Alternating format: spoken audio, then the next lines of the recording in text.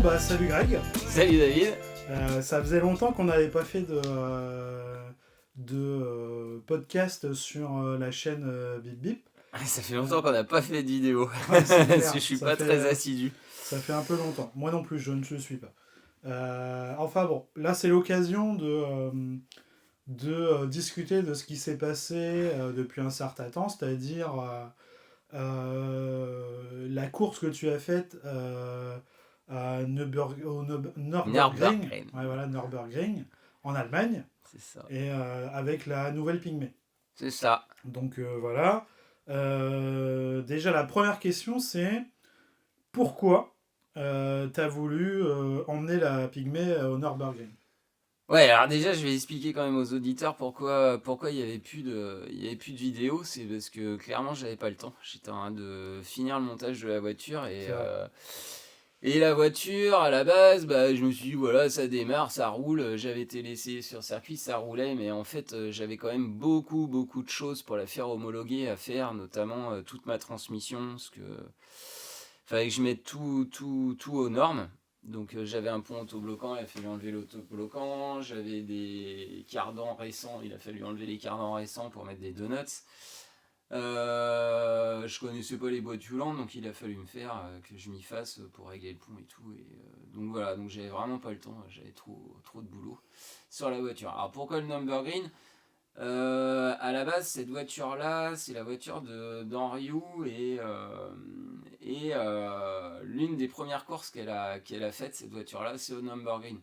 Donc c'était une petite image, 57 ans plus tard, la voiture, elle allait au Nürburgring et en plus, il y a le collègue Ludo à Paris qui court en pygmée et qui forcément fait le championnat d'Europe F3 et qui s'était inscrit là-bas. Donc dans tout projet, il faut une date butoir et il faut un objectif. Donc c'était le Nürburgring. Ok. Et donc, tu as dû faire des choses particulières sur cette voiture parce que c'est la deuxième Pygmée que tu avais rénovée, Ouais. on en a déjà parlé. Alors au final, Qu'est-ce que tu as fait de particulier sur cette voiture pour pouvoir concourir, quoi. ouais, au final, je me suis rendu compte que la première, alors mis à part la monocoque, et ça c'était pas moi qui avais fait tout ce boulot-là, moi j'avais fait tout l'après, et au final je me suis rendu compte que c'était hyper simple comme projet par rapport au deuxième projet. Et pourtant dans ma tête, le deuxième projet c'était une tubulaire, ça allait être beaucoup plus simple. Et au final, bah non, l'homologation c'est quand même... Ah, c'est le parcours du combattant. D'ailleurs, je suis allé courir au Nürburgring, j'avais toujours pas mon passeport FIA est toujours pas valide. Donc j'ai couru sous dérogation, enfin sous autorisation. Il est validé en France, mais pas à l'international. Donc j'avais une autorisation française pour aller courir là-bas. Oui, mais en gros, faut mettre l'extincteur. Bon, les coups de batterie sur la première, il y a, mais voilà, il y a Oui, tu as des normes de sécurité ouais, à il respecter, y a quoi. des grosses normes, quoi. Et puis bon, là, la voiture, c'est vraiment pour courir, donc il fallait que je sois à l'aise. J'ai fait pas mal de montage, démontage pour réussir à trouver une position à peu près potable, et je suis encore pas très à l'aise à la conduire. Ouais, voilà. Et puis bon, bah là, la voiture, fallait qu'elle tienne. C'est 1 heure et demie quasiment de roulage, donc faut que ça tienne. Enfin, c'est en trois passages, et puis surtout le pilote, quoi. Fallait que le pilote arrive à se faire. Il a jamais couru en monoplace, il a jamais entre guillemets conduit de monoplace. Alors il a jamais conduit de monoplace en course. Parce que justement, j'allais y venir. C'est qu'est-ce que tu as fait, toi, pour te préparer pour aller là-bas. T'as fait Rien. quoi? Ah Si, si, t'as si. été en Ouais. circuit un peu. Alors du coup, ouais, on a fait avec les potes, on a fait une journée circuit, donc on a fait 4 séances de 20 minutes. Sauf que j'avais que la 3 et la 4, et surtout les roues avant j'avais pas équilibré mes roues avant de partir.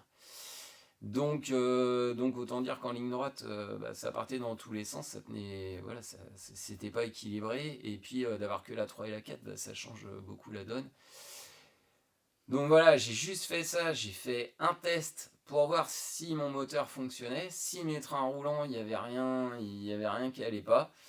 Ça s'était bien passé cette journée-là. Par contre, je me suis aperçu que j'avais exploité à peine 20% de la voiture et qu'il y en avait encore 80 derrière. Mais ça, je le savais pas, retour du circuit. Je m'en suis aperçu au Nürburgring. Donc derrière, ouais, ça a été 2 mois de bricole à donf pour bien la finir, bien mettre toutes les chances de mon côté.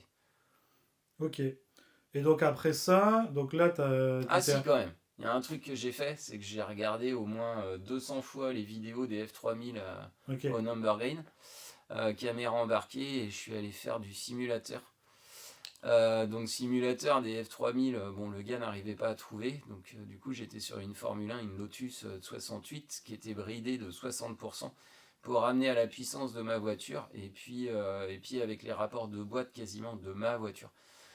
Mais honnêtement, le simulateur c'est bien, mais je dois être trop vieux, je dois être vieux pour utiliser ce machin-là, j'ai pas le ressenti de la vitesse, il n'y a pas le vent. Avec les pieds, bah, y a le frein et l'accélérateur, alors que moi j'ai l'embrayage en plus. Et voilà. Stabilisation, ben, moi c'est plus le pied droit. Et là sur le simulateur, j'arrivais pas à le passer. Et puis bah, surtout la boîte de vitesse, parce que là c'est de la palette. Mais par contre, pour apprendre le circuit, je suis arrivé, je connaissais le circuit par cœur. Ouais, Bon, donc ça t'a servi quand même pour ça. à mon grand désarroi, le circuit n'était pas celui, il avait été légèrement modifié avant. Enfin, il a été modifié, il y avait une grande parabole que moi Ouais. j'avais pas en simulateur, je pensais pas qu'on prenait cette grande parabole. Bref. Ok. Donc là, t'es prêt. Donc direction. Bah, t'es prêt. Oui, j'en mets T'es pas large quoi. à. Oui, bah, évidemment. Mais bon, t'es à peu près prêt. Voilà. Donc là, direction le Nürburgring. Ouais. Donc là, tu charges la voiture. Ouais, bah il y a une grosse préparation, hein. Il y a 15 jours de préparation, faut préparer les outils, faut préparer les demi-trains, Ok. préparer les porte-moyeux, faut préparer toutes les pièces de rechange, faut préparer le camion tracteur, parce que moi le camion tracteur il a 450 000 km. Ouais. Donc autant dire que déjà la première mission c'était de réussir à aller jusque là-bas sans panne avec le camion tracteur. La remorque elle est de 1982, parce que c'est la même problématique que la monocoque, hein. Tout est fait à la débrouille et au budget moindre. Donc la remorque elle est de 1982. J'avais fait changer la flèche et puis la tête d'attelage, mais il restait tout le reste à faire, électricité, poncer la remorque, la repeindre. Repeindre le châssis qui était bien rouillé, refaire de la soudure, Et puis changer là, les t'avais pneus. un peu de route à faire quand même.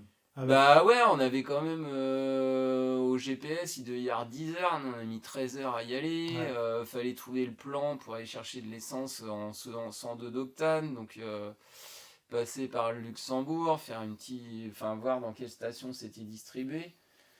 Ouais, c'était. En fait, vraiment la victoire, c'est d'avoir. Quand on est arrivé au Nürburgring, on s'est dit, bon, là on a gagné en fait. Ouais, tu y es quoi. Voilà, il fallait le mécano parce que bon, partir tout seul avec 2 enfants, bon, faut pas être non plus suicidaire quoi. Si tu pilotes, tu fais la mécanique et puis alors bon, oui, forcément, je ferai toujours de la mécanique, c'est ce qui me plaît. Mais d'avoir un pote mécano avec moi, ben voilà, ça te décharge de beaucoup de choses, accrocher le harnais. Ouais, ouais. Donc là, t'es arrivé là-bas. Là, on est arrivé, ouais. Qu'est-ce qui se passe? Là, tu te prépares. Bah qu'est-ce qui se passe? On peut déjà peut-être remettre, donc on charge tout et tout avec mes gamins, mon pote arrive, on prend la route, donc on roule bah, toute la nuit, hein. On est parti à 18 h d'ici et on est arrivé à 5 h 30 du matin là-bas, sauf Ouais. que bah, l'Allemagne je connais pas, je savais pas que tout était fermé, en fait à 7 h du matin il n'y a pas un bistrot d'ouvert, il n'y a Ok. rien, tu peux même pas aller boire un café. Et surtout le circuit ouvrait qu'à partir de midi, donc on a poireauté Ok. comme des cons. Il y avait tous les camions là, qui étaient à la queue leu et on attendait l'ouverture. Et comme il n'y a pas un de nous deux qui parlait allemand et que ça parlait pas trop anglais, ben on savait pas trop. Alors on a tourné viré, on a bougé, on a essayé d'aller à toutes les entrées et puis au final, bah, fallait attendre midi. Ok. Voilà. Donc après, arrivé midi, là, tu rentres. Donc t'avais des Sur le paddocks, circuit. t'avais quoi? Ouais, on est arrivé. Alors on est arrivé la veille, on est arrivé le jeudi. Parce que comme on avait la grosse crainte de la panne du camion, la crevaison de la remorque, la casse, enfin on avait des peurs. C'est aussi pour ça qu'on a roulé de nuit, pour pas que ça. Pour rouler au frais. Bah, une fois qu'on est arrivé là-bas, on a déchargé la voiture, on a commencé à s'installer. Bon, on s'était trompé de paddock, le placeur ne nous avait pas placé au bon endroit. Ok. Donc on s'est déplacé. Au final, le deuxième déplacement, on avait monté le Barnum et on n'était encore pas au bon endroit. Donc on a changé 3 fois notre Ah ouais, ok.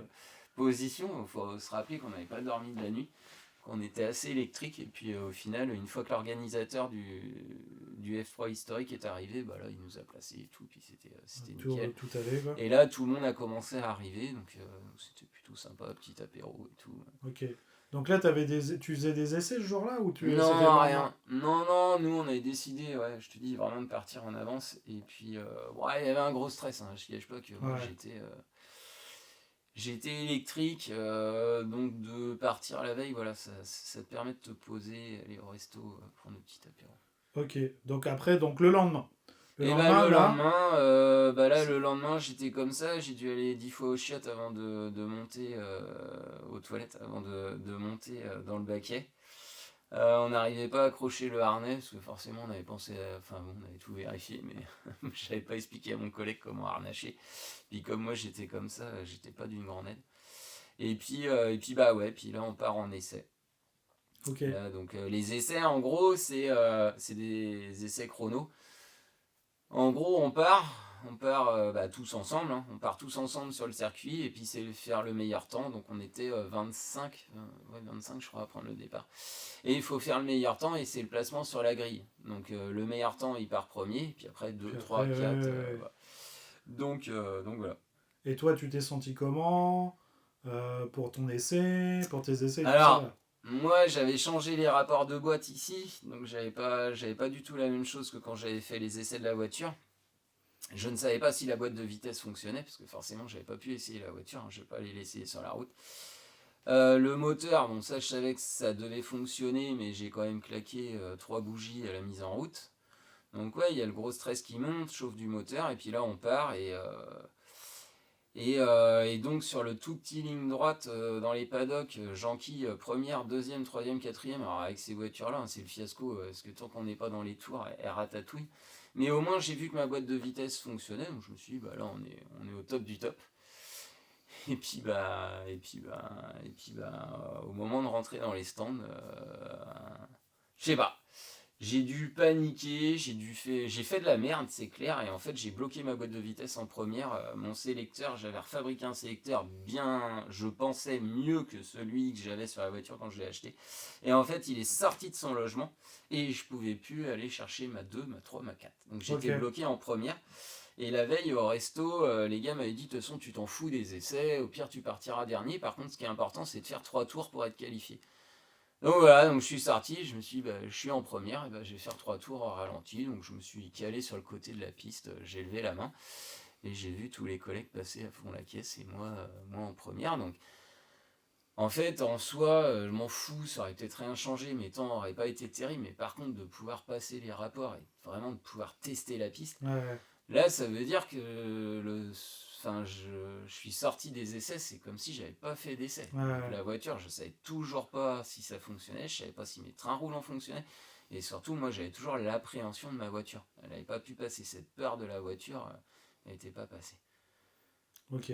Donc Bah ouais, voilà. Donc là, t'as fait des essais sans faire d'essais. voilà. Donc je suppose que après, t'as fait de la mécanique toute la nuit. Non, l'avantage c'est que comme j'ai pas fait d'essai, bah j'ai changé mon sélecteur de Ok. vitesse et puis D'accord. on est parti à l'apéro. Donc en fait en 5 minutes Donc c'était le tour réglé, a quoi. été fait quoi. Ok. Si on n'a pas pu prendre les tempêtes de pneus, on n'a rien fait quoi. Donc là Ok. cette première journée était très très détente Ouais, l'après-midi. ouais. Ok. Donc ça veut dire que là, première journée, essai ou pas essai, ouais, bon, t'as fait tes trucs.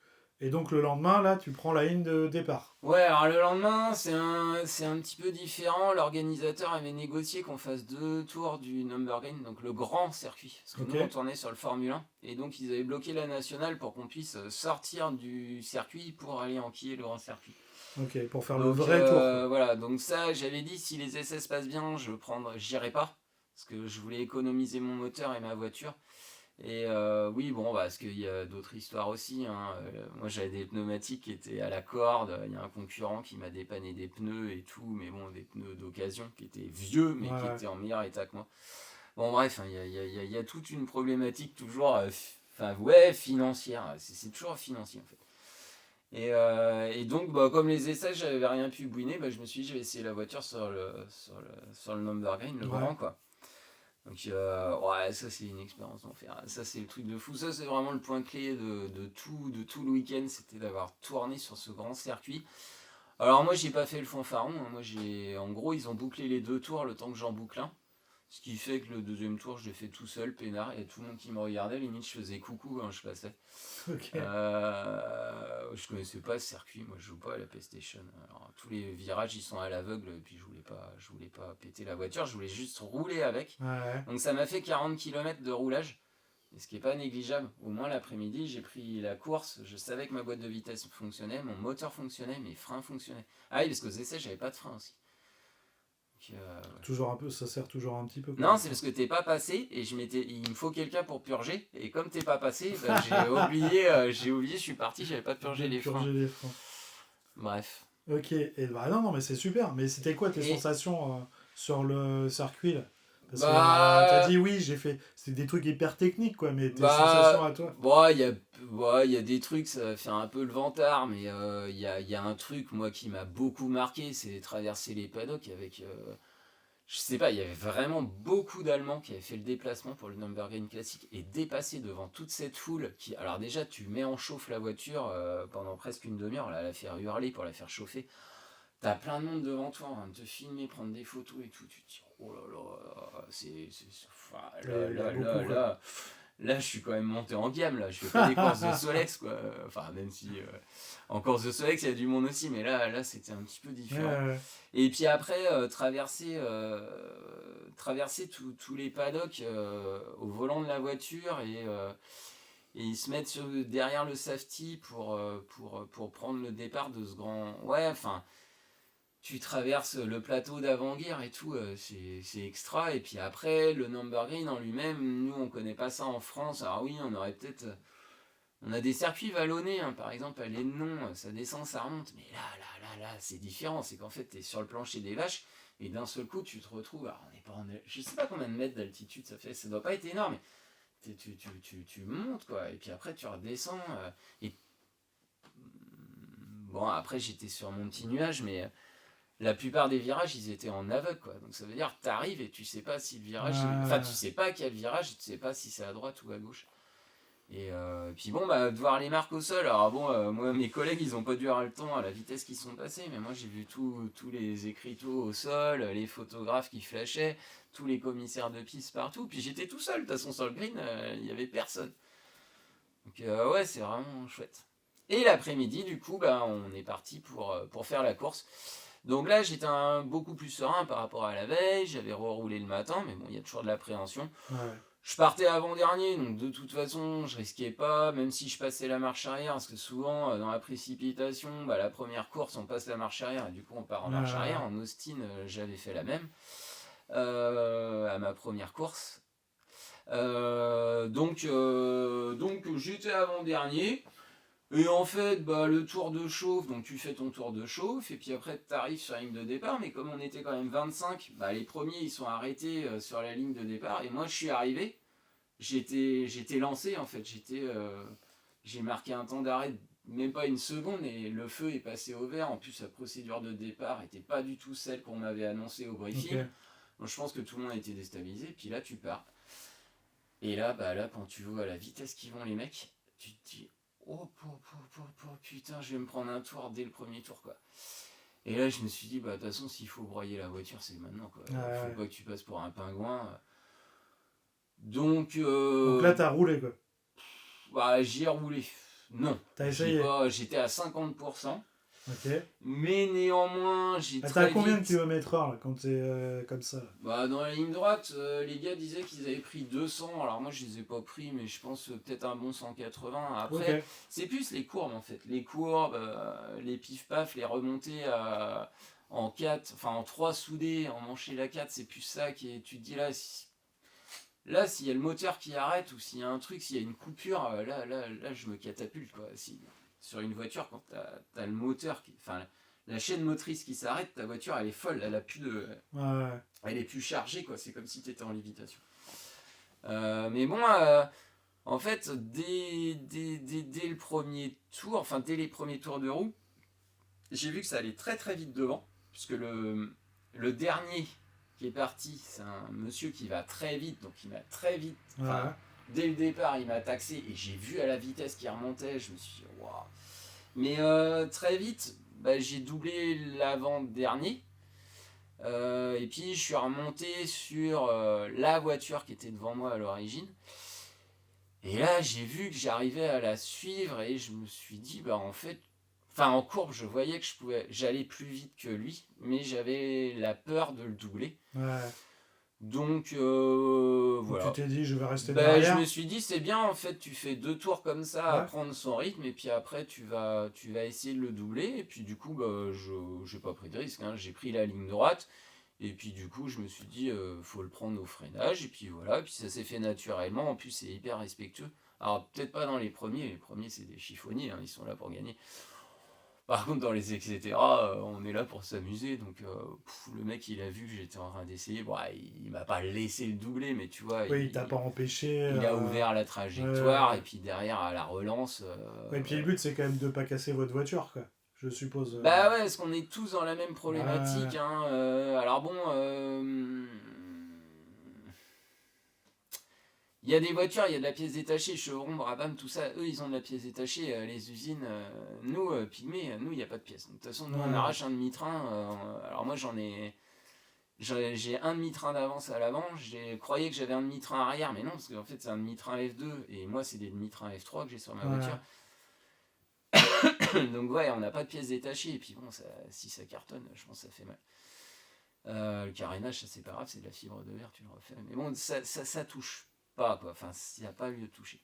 Ouais.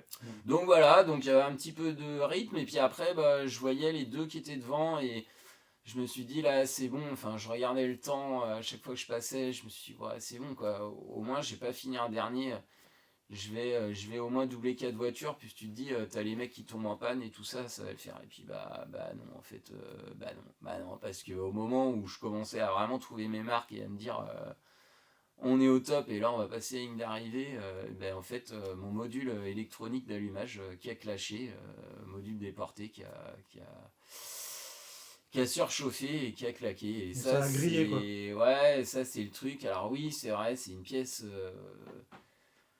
C'est peut-être l'un des rares trucs que j'ai pas touché sur la voiture et j'étais en confiance. C'est les modules comme il y a sur les 205 là. J'étais en confiance avec mon truc et puis non en fait. Parce que là ça a pris un coup de chaud, c'est ça? Ça a cramé? Ouais, alors j'en ai parlé longtemps avec notre collègue Steph et qui m'a confirmé que voilà, il faudrait mettre des petites ailettes de réfrigération. Ouais, tout. Donc là je suis en train okay. d'améliorer mon truc. Donc voilà, donc là on me voyait sur les images à la télé, là, enfin sur internet, on me voyait courir et aller, tout le monde a cru que j'avais fait une sortie de route, mais non, c'est que je suis tombé en panne et je suis allé me réfugier derrière les pneus. Donc je suis rentré en dépanneuse, je n'ai pas passé la ligne d'arrivée. À mon grand désespoir, par contre, je me suis dit, j'ai plus peur de la voiture, et là j'ai compris comment elle fonctionne, j'avais compris. Alors peut-être pas freinage, peut-être pas, mais j'avais compris quoi. Voilà, la voiture, quand on regarde la feuille des temps, c'est pas extraordinaire, mais pour un mec qui a fait, j'ai dû faire 6 tours, mon temps est pas dégueulasse, parce que si j'avais fait ça aux essais, je serais parti 12ème. Donc ouais, je partais milieu de peloton. C'est bien. Donc ouais, bon, les conditions n'étaient pas tout à fait les mêmes, la piste était un peu humide, ça change un peu la donne. Mais oui, donc... ouais, mais tu l'as fait. Voilà. Et donc on a passé l'après-midi, parce qu'il y a un concurrent qui a cassé son moteur, et donc il m'a dépanné son allumeur pour que je puisse repartir le lendemain. Donc on a passé l'après-midi à modifier mon châssis, parce que l'allumeur était trop gros, il passait pas dans mon châssis, hein, parce que c'est vraiment le merdier dans les Pygmées. Il n'y a vraiment pas de place. Donc on a joué de la barre et de la masse toute l'après-midi. Voilà. Et puis donc on a adapté son allumeur. On a fait le point de calage et là la voiture elle démarrait mais comme jamais. Et surtout elle winait mais comme jamais. Parce que l'organisateur m'avait dit ton moteur c'est bizarre, quoi, il va pas, ça va, il y a un truc qui va pas. Bon. Dès qu'il était dans les tours il fonctionnait mais pas du tout en bas, ça allait pas, il s'engorgeait. Et là, voilà, ça fonctionnait comme jamais. Donc voilà, avec mon pote mécano, on s'est dit, bon, alors on part au resto, on prend un gros apéro, et demain, voilà, ça va être cool quand on part encore dernier. On était peut-être pas dernier, sûr on était dernier, on part dernier, mais là, au moins, je vais pouvoir remonter du monde et puis me faire plaisir. Et puis au final, le dimanche matin, on fait chauffer la voiture, on avait le smile parce que ça winait comme jamais. Et puis là, il y avait le public devant, les commissaires qui nous disent faut aller en pré-grille. Et puis là, j'enquille la première, boîte à crabot, j'appuie sur l'embrayage, je passe la première, et là, la voiture, elle bondit, quoi. J'étais dedans, et là, elle bondit, et j'avais pas d'embrayage. Donc voilà, pas très glorieux. Et puis du coup, on a essayé de réparer, et puis on s'est aperçu que la fourchette, les clips avaient sauté, la fourchette s'était envoyée en l'air, et c'était fin de chantier pour nous. Ah merde. Donc l'intérêt quand même, il faut toujours garder un positif, c'est que ça nous a permis d'aller voir les collègues courir. Ça m'a permis de voir de l'extérieur ce que j'avais ressenti la veille, de me rendre compte que devant, en gros on va dire les 8 premiers ça roule vraiment super fort, t'as les 2 premiers qui roulent très fort, après t'as un groupe de 5. Et puis après en fait t'as les gens comme moi qui sont en découverte et qui se font à la voiture et qui apprennent à rouler, voilà. Ouais, mais t'as pu rouler, quoi. Quand même. Du coup j'ai pas pu rouler, mais non, mais si, t'as roulé quand même, mais ouais, pas voilà. Pas à pleine puissance, c'est ça. Après si tu veux, l'expérience en Austin Mini, ça a été ça en fait, c'est toujours les premières courses, faut déverminer la voiture. Une fois que tu as déverminé la voiture, il faut se faire à la voiture, il faut régler la voiture. Et c'est que après que tu vas commencer à pouvoir t'amuser, on va dire. Et puis après, si tu arrives à bien t'amuser et vraiment fiabiliser la voiture, c'est là où si t'es pas trop mauvais, tu peux aller jouer dans les 10 premiers, quoi. Ouais. Moi, c'est pas du tout ma prétention, mais donc, non, moi je suis pas du tout déçu. La plupart des gens m'ont dit faire autant de bornes pour faire si peu. Non, en fait, c'est une bonne expérience. Non, c'est bien. Et puis en fait, maintenant la question c'est quoi la suite ? Ouais. Du coup, c'est la semaine prochaine. Ouais. Qu'est-ce que tu vas faire la semaine prochaine ? J'ai passé là 3 semaines de merde, hein, parce que là on peut vraiment dire un gros mot. J'ai vraiment passé 3 semaines de merde, parce que j'étais obligé de ressortir mon moteur-boîte juste pour changer ma butée. J'étais obligé de faire une journée de tournage d'usinage pour faire une cale d'extension, et puis plein de petits trucs que j'avais vus, tu vois, sur le train avant. J'avais un petit peu de jeu, je m'étais dit ouais c'est pas trop grave, mais en fait non c'est pas top. Donc j'ai repris tout le jeu, j'ai changé des rotules, j'avais 2 rotules en fait qui étaient un petit peu limites. Je me suis dit allez vas-y tu mets des... Ouais, j'ai changé les rotules, et puis là j'ai tout renquillé, et puis là j'ai reçu le module d'allumage, donc faut que tu fasses ça. Ouais, donc là t'as changé de module d'allumage ou tu... Non, du coup j'ai changé de système carrément. Okay. J'ai viré mon vieil allumeur, je suis passé... Là ça va faire rire si j'ai des collègues de la Mini qui écoutent la chaîne. Je monte du Lucas, alors en Austin Mini, Lucas caca quoi. Lucas caca. Ils montent jamais de Lucas quoi. Lucas, c'est sûr que t'es emmerdé, les têtes de Delco elles tiennent pas, les doigts d'allumeur ils tiennent pas, y a rien qui tient chez Lucas en Angleterre. Autant c'était bien à l'époque, maintenant il y a les vis platinées, les bobines, enfin il n'y a rien qui tient. Et pourquoi tu le prends alors si parce que j'ai passé une semaine à appeler tous les fournisseurs en Angleterre, envoyer des mails, et figure-toi que le fournisseur que j'avais qui me plaisait, que son matos me plaisait, le service technique est en vacances. Ok. Donc en gros je pouvais pas le recevoir pour Brendach. Okay. Donc tu t'es rabattu là-dessus. J'avais un allumeur Lucas, et je me suis dit vas-y tu l'instrumentes, et puis tu vas faire avec ça. Ok. Donc c'est pour ça. Et puis surtout au Nürburgring j'avais vu qu'il y avait 2 mecs qui avaient des Lucas avec le module déporté, et j'avais connu ça il y a 20 ans en arrière, ces modules déportés là. Je me suis dit de toute façon il n'y a pas le choix. Donc voilà, donc je vais rouler avec un Lucas caca. Donc là, tu vas où, là, exactement ? Et là, on part en Angleterre. On part jeudi, on prend le ferry et on monte à Londres. C'est juste en dessous Londres, hein. C'est 20 minutes, ça s'appelle le circuit londonien, je crois. Et ça s'appelle Brendach. Et Brendach, je l'ai fait en Austin. C'était ma première course avec ma Mini FIA. Donc tu connais le circuit ? Alors c'était une battle France-Angleterre. Et pour les Austin, c'était le petit circuit qui était ouvert. Et là, du coup, c'est le Brendach Grand Prix, ou je sais pas quoi, okay. Super Prix, ils appellent ça, Super Prix. Et donc, ils ouvrent le grand circuit historique, vraiment le circuit de Formule 1.